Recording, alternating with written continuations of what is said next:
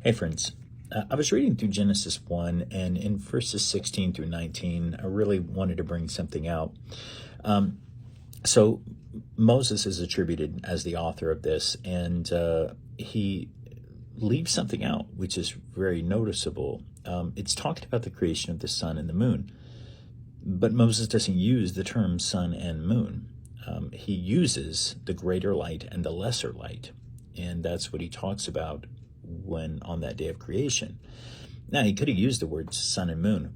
Possibly he didn't, because later on in Exodus 23:13, there's a verse that says, "And make no mention of the name of other gods, neither let it be heard out of your mouth." Well, the sun and moon were worshipped as deities for some reason. And so Moses just doesn't even mention the name sun and moon. He leaves that out. Now, later on in the Bible, moon and sun are both listed. But possibly at this point, he just didn't do it for possibly that reason. My point in bringing that up is that how many times do we do the exact same thing as that ancient culture? And we're not worshiping the sun and moon, hopefully, but we're worshiping something.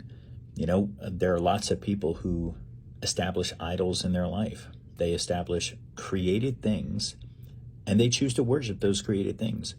They worship music. That becomes an idol. Sports becomes an idol. Books, can become an idol. Anything can become an idol. And I think it was in Isaiah. Isaiah talked about the irony of that whole thing about idolatry. He said, you take a tree, you cut it down, you shave it and trim it and get all the branches off, and you carve it into this image of a deity, and you bow down before half of it and worship it as a god, and the other half you use the extra wood to cook your fire. And he was like, do you not see how ridiculous that is? And that is the ridiculous nature of idolatry. We allow things into our life that become idols that we worship.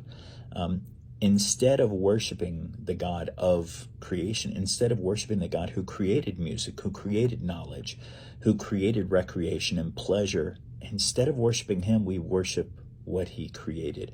And I just encourage you, make sure you keep things in their rightful place. All right. Even to the point, if it's necessary, don't let the names of those false gods out of your mouth.